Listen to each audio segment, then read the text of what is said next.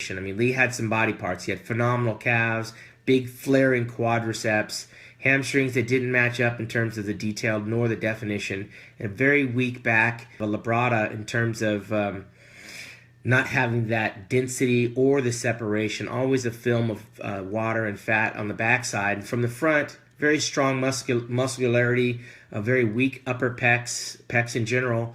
His arms were overpowering, very good shoulders, but there were body parts, and in its totality, going to beat me, never did, and it didn't beat a lot of guys that I was routinely beating throughout my career. I beat Nasser, I beat Kevin Levrone, I beat Flex Wheeler, I beat Paul Dillette. All of those guys, Lee Priest never beat. As a matter of fact, I believe Lee got Paul Dillette once.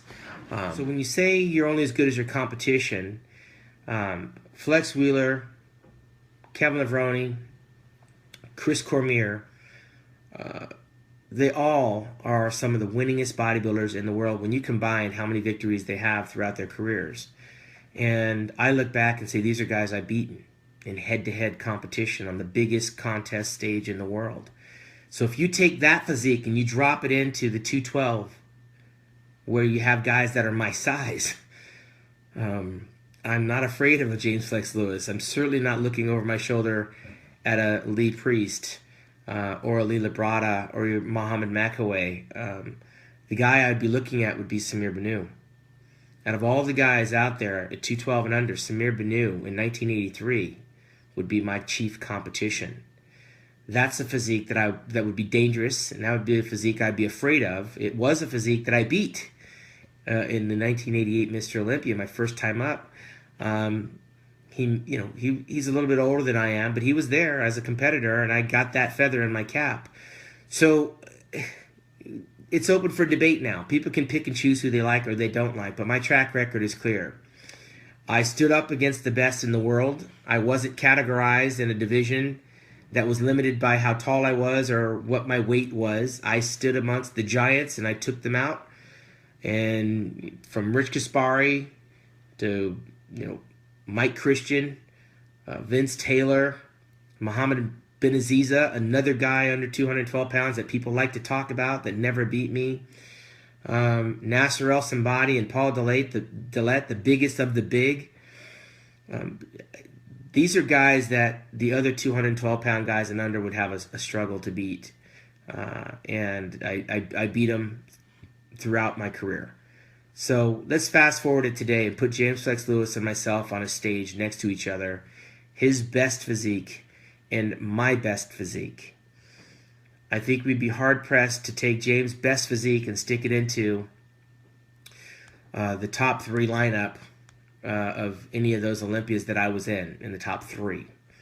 So for that reason, by default, he is out. I'm in. I am the champion. Once I sleep well at night knowing I don't have a Sandow trophy and I'm in the company of Flex Wheeler, Kevin Levrone, Chris Cormier. So there you have it.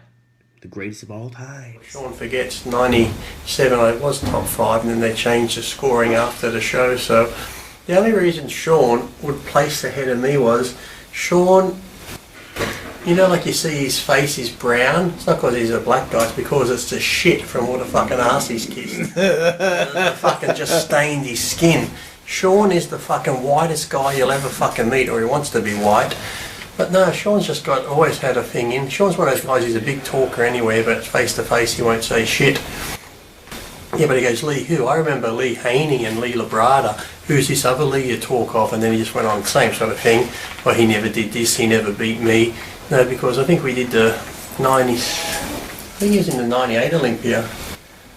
And then it's like, you look at the pictures on me side by side, you can't say he was a better bodybuilder. It's like I said, if I came up through the NPC like he did, and fucking brown-nosed my way from day one, kissing ass, doing whatever, being a high, had a fucking ass kiss out ears. You ask any other bodybuilder, Paul Dillette, all these guys, they fucking hated him because he's like a fucking rat. It's like that guy, if you fucking get caught with drugs, he'll turn you in just to save his own ass. What was a story about him fucking sailing his own mother down the thing about his mother went to jail because the drug turned up at her place and shit like that, so his mother got in trouble for it and he didn't give a shit. Shawn's just all about Shawn. He's been that way from day one.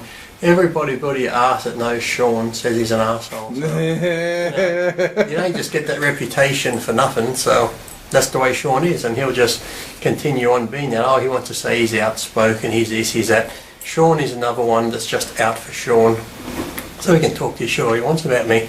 The sad thing is, Shawn, you're still fucking talking about me, aren't you? You don't even cross my fucking mind. I don't even think of you. I think about dog shit more than I think about Shawn Ray. The only time I think about Shawn Ray is something like this. You ask me a question about him, or the other day when someone tagged me in the thing on Instagram about, look what Shawn's saying about you. There you go. But apart from that, I wouldn't even, like I said, I wouldn't even think of him, not at all, but yet for some reason he still thinks of me. So what a shame for Shawn Ray. What a sad little man. Oh well. And he can't say you're the best there, because you got to have fair judging to be the best. So, you know, people are always going to say, yes, he had nice physique, which he did. He had a great bodybuilding body, came in great shape all the time. You know, each year he was always consistent, sort of like Dexter Jackson is today. Shawn Ray was like that back then. He was always consistent in his thing, but a lot